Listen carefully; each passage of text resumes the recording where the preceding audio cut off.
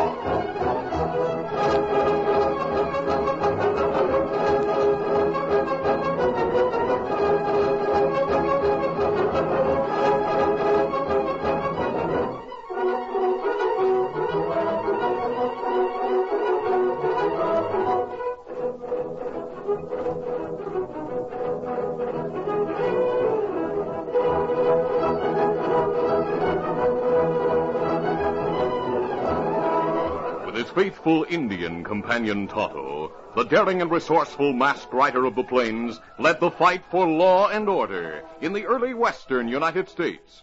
Nowhere in the pages of history can one find a greater champion of justice. Return with us now to those thrilling days of yesteryear. From out of the past come the thundering hoofbeats of the great horse Silver. The Lone Ranger rides again. Come on, Silver. Let's go, big fella. I'll Silver! Aye!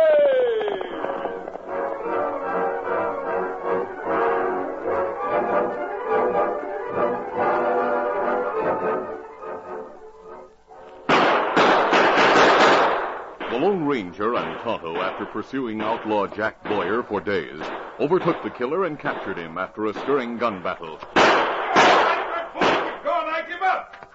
Keep those hands high, Boyer. We're taking you back to Cedar Town and turning you over to the marshal there. Now start walking.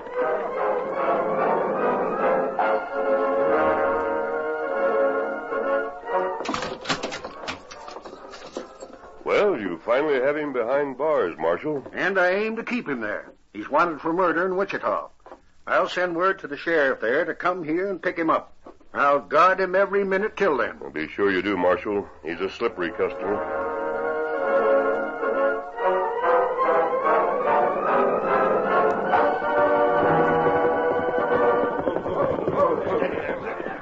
A few days later, after the Lone Ranger and Tonto had left the vicinity of Cedar Town, a group of tough-looking men met in the woods outside the settlement. They were headed by gunslinger Chip Allen and an Indian renegade, Joe Wingtip. Allen was talking. Boys, we need Jack Boyer to take charge of this thing Joe has in mind. So we're going to get him out of that who's gal. It's the last thing we do. Yes, good. Joe's found out all we need to know. The sheriff and his posse from Wichita isn't due in Cedar Town until 3 days from now. It is a good thing no railroads come here. Yeah, and only one stagecoach a week. Joe, are you sure there'll be only 2 guards on duty at the jail tonight? That is all they have, I checked. So you see, boys, it'll be a cinch. Here's the way to handle it. Joe and I'll go on ahead and see how things are.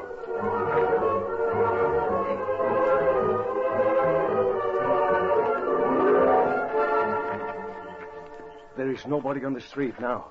If anybody shows, we're right away. Plug him. Let's not waste time here. Come on and bust in shooting. The outlaws, 16 strong, crashed through the flimsy doors of the jailhouse. With guns blazing, they overpowered the 2 deputies who guarded Jack Boyer. We got them both, Chip. Take the keys and open the cell door. Jack, we're coming to get you. Boys, keep the front door covered. All right, Jack, here we go. I'm glad to see you and the boys. Jack. All right. Steady, fella. Steady. Where's the hideout? Where are we heading? We're heading west, Jack. Deep west. So far in the Indian country that no one will ever find us. You ready? Yeah. Here come some hombres into the street. Shoot them down. Nice shooting, boys. Lead the way, Chip. Get it. Get it. Come on.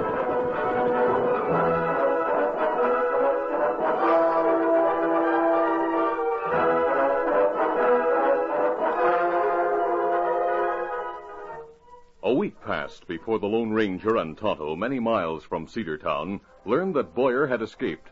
The masked man said, Tonto, we're returning to Cedartown to try and help recapture Jack Boyer and his gang. But them escape week go.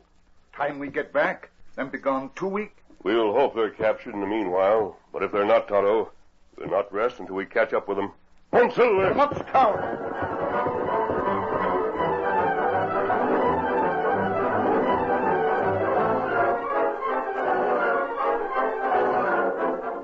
Some distance west of Cedartown, Jack Boyer and his outlaws sat around a campfire in hills wild and remote.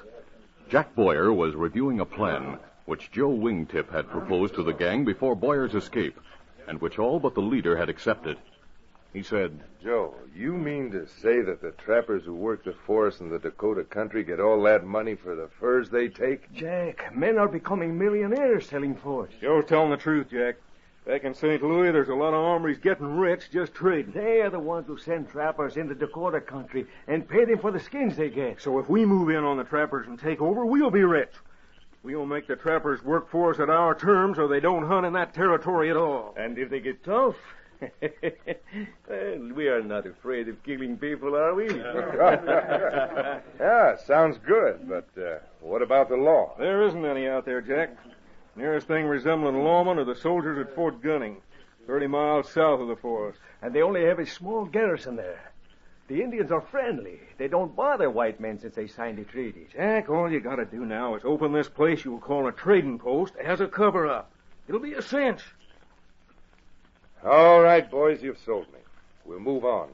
And who knows, Maybe we'll become the biggest fur trading outfit in the West. Yeah.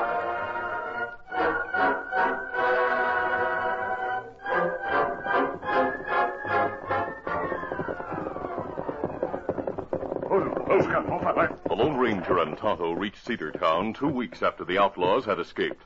The marshal said, It's no use chasing them. We tried. They headed west, but their trail's as cold as a hound dog's nose. You'll never get them. Perhaps not, Marshal, but we're going to try. Tonto, we'll continue west. Let's go. Come on, Silver! Come up, Scout!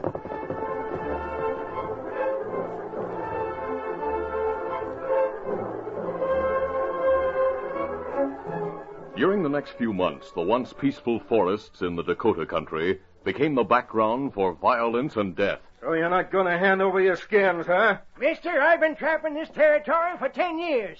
I'm doing what I want when I want.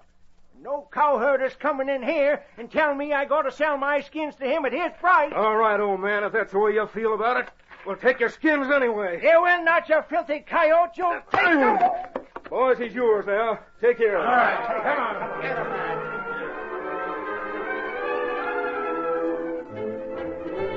So that trapping bunch is trying to sneak their furs out before we get to them. We're not going to let them, are we? But you're crazy. Those hombres, they need their bullet treatment, Chip. Then let's give it to them. Boys, get your guns. We have some hunting to do.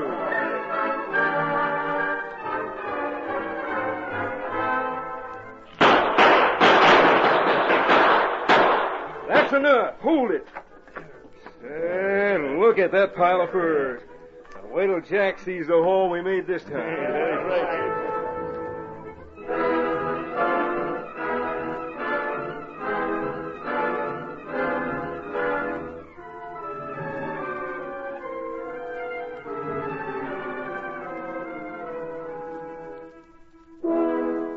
3 months passed. Jack Boyer, who now called himself Jack Benson, stood behind the counter of his so-called trading post. He was talking with Chip Allen. Chip, If I'd have known what a gold mine this fur trading is, I'd have quit bank robbing and rusting, come out here years ago. We sure been raking in the money, Jack. Well, we haven't received much cash yet, Chip. Well, those furs we have stored in that other cabin are worth plenty. Yeah, and the longer we keep from selling them, the more those dealers back in the East are going to offer for them. It didn't take us long to scare some of these real trappers into the line, did it? They're smart. They know what happened to those other hombres who tried to fight us. Yeah, now they do business with us or we put them in their place. 6 feet under. Like we did to those men who tried to beat it east with their fur loads. They shouldn't have tried that. Or tell us that we're going to blab to the government. No, I asked for what they got, Jack. I understand Chief Wanamo and his Injuns found out about that. And they're acting up. That's what Joe says. He's going to Chief Wanamo's village right now. He's going to give that chief a story he'll believe. Because, Jack, if the Indians decide to be enemies of ours, it's going to be tough. Real tough.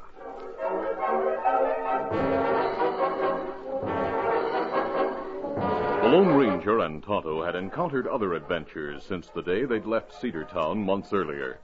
But nowhere did they find a trace of Jack Boyer and his gang. Now, after a fruitless search in the mountains, the Lone Ranger and Tonto reached Fort Gunning. Tonto, we'll stop here. Our friend Colonel Powell's commanding officer at the fort. Oh, him be glad to see you. I'll remain outside the fort while you tell him our reason for being in this territory. Perhaps you'll have some information that may help us.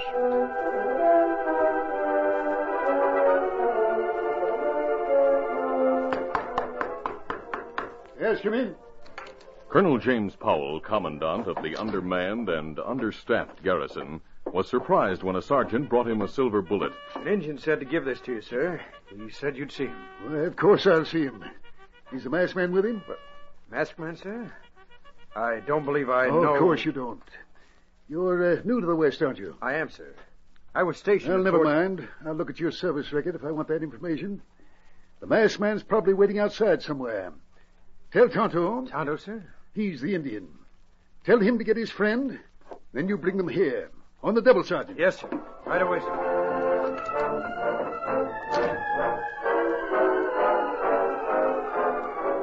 When the Lone Ranger and Tonto were ushered into Colonel Powell's office, the commandant greeted them warmly. In reply to their questions, he answered, No, I've had no reports about strangers of that type in this territory. This is not country where road agents and bank robbers congregate. I realize that, Colonel. The only men who stop here, aside from the Indians, are trappers and hunters coming from the east or returning there. At least they did stop here until recently. I'm afraid something's very wrong. What do you mean, Colonel? This letter came from the commanding general this morning. Attached to it was another letter from the Van Wyck Trading Company of St. Louis. You know who they are? Yes, sir. They deal in furs, don't they? Yes, they send their hunters and trappers everywhere, here and in the Northwest. Well, this letter is about 6 of their men who came into the Dakota country about 6 months ago. They were due back in St. Louis with their usual assortment of furs last month. And they didn't arrive there? They didn't arrive, nor did the furs. Not only that, but no word has been received from the men in almost 5 months. Oh, that sounds heap bad. Yes, it certainly does, considering the forests where they hunted are overrun with Indians. But they're the Indians of Chief Wanamo, Colonel. They're peaceful tribes and friends of the white men. I always thought so myself. You know the chief, don't you? I do. Then you know how he's cooperated with the army since we moved out here. Yes, sir.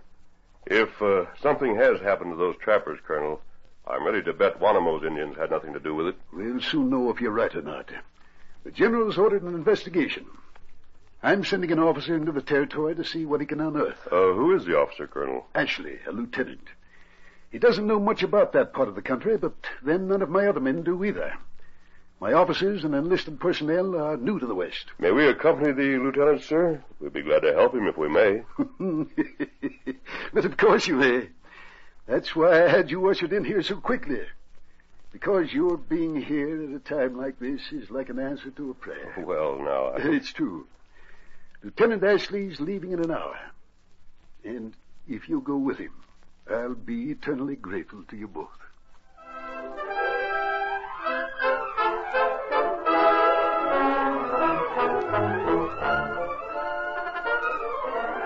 The curtain falls on the first act of our Lone Ranger adventure. Before the next exciting scenes, please permit us to pause for just a few moments.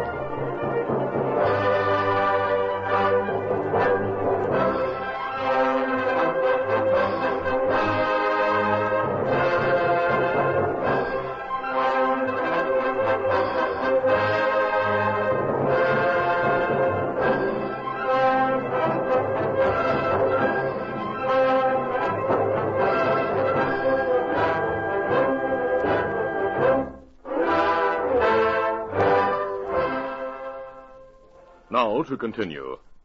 The Lone Ranger, Tonto, and Lieutenant Richard Ashley, after introductions, rode from Fort Gunning a short time later. Monsieur! Get out! Come on!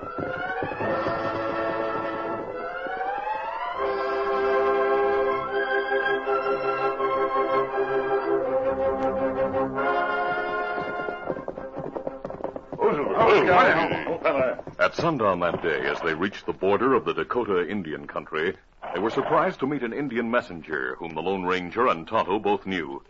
Speaking in the tongue of the Dakotas, the messenger told the Lone Ranger why he had left his tribal hunting grounds. The masked man gravely translated the words for Lieutenant Ashley. Lieutenant, there is trouble in the territory. Grave trouble, Fleet Eagle tells me. And it's trouble caused by white trappers, not by the Indians, as you may have thought. Are you sure he's speaking the truth? Yes, he's on his way to Fort Gunning now to ask the aid of the white soldiers there. It's that serious, huh? One of those people want our help? Only because they don't want to be accused of starting a war with the white men who threatened them. They would like the army to handle the situation. But what white men are threatening them? Fleet Eagle says they're trappers new in the forest here. They've been cheating Indian and veteran white trappers alike. A few days ago, they killed some white men. The ones from the Van Wyck Company? I don't know. No matter, Wanamo, when he heard of the killings, prepared to send a messenger to advise authorities. A renegade Indian speaking for the gang threatened Wanamo and said if he tried to do that, it'd make it look as if the Indians had massacred the trappers. Oh. Also, that they'd accuse Wanamo and have the army wipe out him and his tribe. If what this Indian tells us is the truth, it's a matter that requires troops on the scene. Yes, you're right. Fleet Eagle, come on, here. The Lone Ranger, using Indian tongue, spoke to Fleet Eagle, who nodded understandingly. Then the masked man wrote a note and explained to Lieutenant Ashley. I've asked Fleet Eagle to take this note to the fort. I'm telling Colonel Powell that whatever Fleet Eagle says is the truth. And I'm asking him to please send a cavalry detail at once. Good. Here, Fleet Eagle, take this to the fort. Give it to Big White Chief there. Me go fast. Ediga. Good luck, Fleet Eagle. That's a fine animal he's riding. He'll make good time. Lieutenant, I suggest that we keep pushing as long as our horses can stand the pace. Good. We'll continue now. Easy. Come on. Let's go, Tonto. Monsieur! Get up there!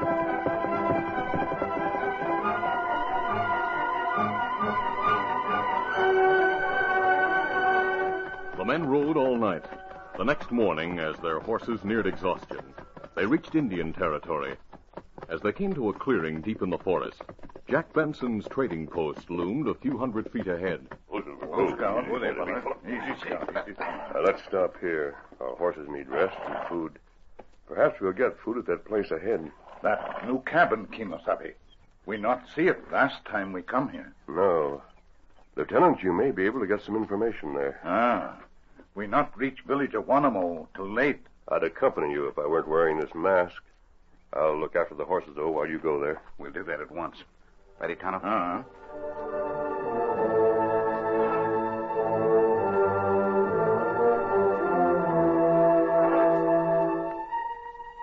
Inside the cabin that was called a trading post, Jack Boyer, alias Jack Benson, checked the heaping pile of furs scattered on the floor near the rear door of the structure.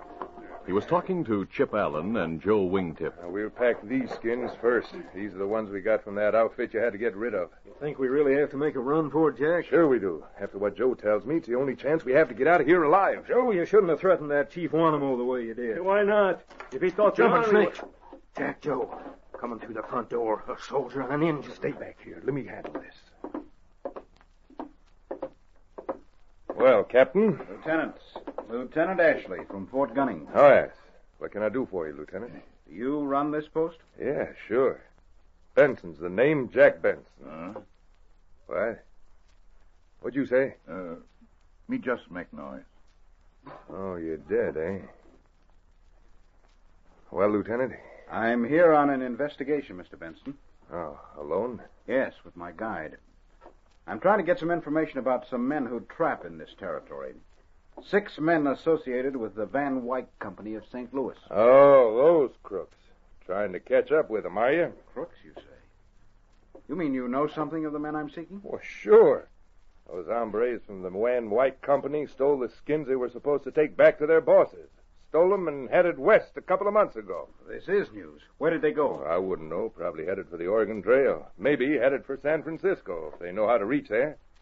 They said they'd make a fortune with those skins out there where people were getting rich on gold. You know this and you didn't notify the authorities? Well, now, I only heard about it this morning. These fellas back here told me about it, didn't you, fellas? Well, perhaps I'd better ask them what... Tonto nudged the officer. We go now, Lieutenant. What? Why should I... Better go. Now. Well, all right. We come back later. We go now. Yes, I'll see you later. Tonto hurried the startled officer as they went through the front doorway. Quickly, Jack Benson turned to the men at the rear of the cabin. Quick, get your guns. Huh? Go after those 2 and kill them. What? Kill that soldier? Yeah, kill the Indian first, though. I know him, and he knows me. That's why you got that lieutenant out of here so fast. How did he know you? You wearing that beard and all. Who is he to get you shivering like this? Listen, he's the one who rides with the masked man, the one who sent me to jail. If he gets back to the masked man, and if that lieutenant gets back to Fort Gunning... Well, don't you understand? Get going, will you? Get those 2. Come on, Joe. We gotta kill him. And make sure you don't miss.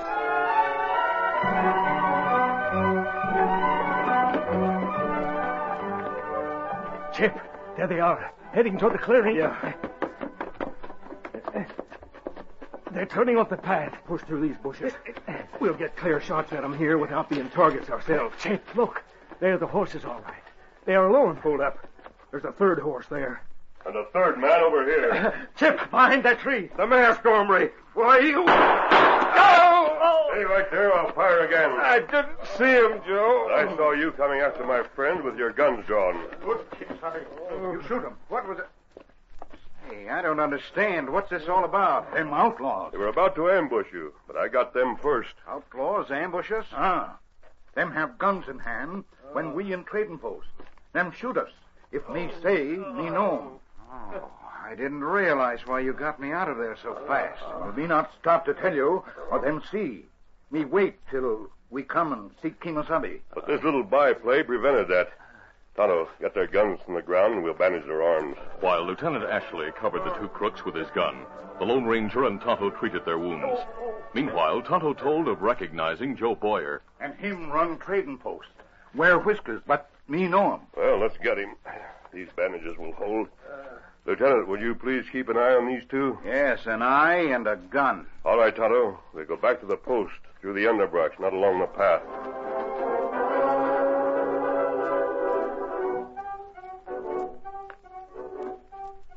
Jack Boyer, alias Benson, had heard the 2 shots echo from the clearing and had smiled with satisfaction. Now, after minutes had passed and his pals hadn't returned, he became nervous. Yeah, I wonder what's holding them up. I better go see. He removed the gun from his pocket and headed for the doorway. Outside the door, the Lone Ranger and Tonto had taken places, one on each side of the opening. As Jack Boyer stepped outside, he saw the figure to his left. As he turned, the man on his right grabbed his arms. All right, Boyer. Why, you sneaking rattler. It is the masked man, isn't it? Here, you give me a gun. Me got it. Now leave him to me, Tonto. Turn around, boy. I've waited a long time to do this to you. Oh, you want to slug it out, do you? I'll tear you to pieces. And this one for whatever crimes you committed since you came here. Oh, Kimasabi. You knock him out. Yes, but he's still dangerous. And will be till he's in jail. We'll tie him up, Tonto. Him not expect see us, Kimasabi. No more than we expected to find him out here. Him not get way this time. No, the Army will see to that. And when Chip Allen and Joe begin to talk, I think we'll learn all there is to know about the trappers who disappeared and about the threats made against the Indians.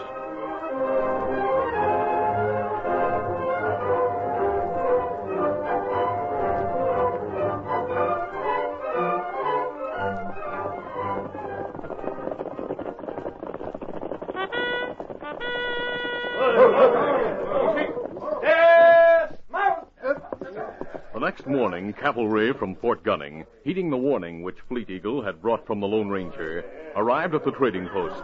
They found Lieutenant Ashley and hundreds of Indians standing behind a band of prisoners dressed in trappers' outfits. Ashley explained to Colonel Powell. These men killed the trappers who worked for the Van Wyck Company. We found the furs and other stolen hides in a cabin behind the trading post. And those three over there are Boyer, Allen, and Wingtip? Yes, sir. Why, they're wanted by every law agency in the West. It seems the masked man knew that, and he got them, too. Where did the Indians come from? After Chip Allen talked, the masked man rode to Chief Wanamo and told what had happened. Wanamo and his braves went into the forest and rounded up all the members of Boyer's gang. None of them were real trappers. They were outlaws. Word is right. We'll make sure they pay for every crime committed here and in all the other places where they're wanted. And when they pay the penalty, the West will be a better place to live. Well, why are you laughing, Colonel? I was just thinking. Yesterday, I told the masked man he came like an answer to my prayers. I'm sure 100 lawmen will say the same thing when they learn what happened here. And just before they add their amens, they'll say, "And God bless the Lone Ranger."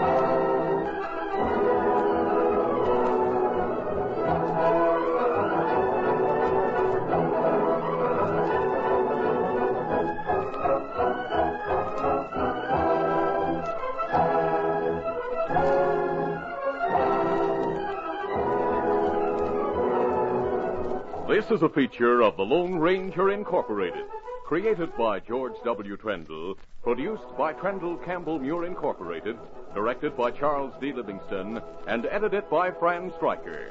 The part of the Lone Ranger is played by Brace Beemer.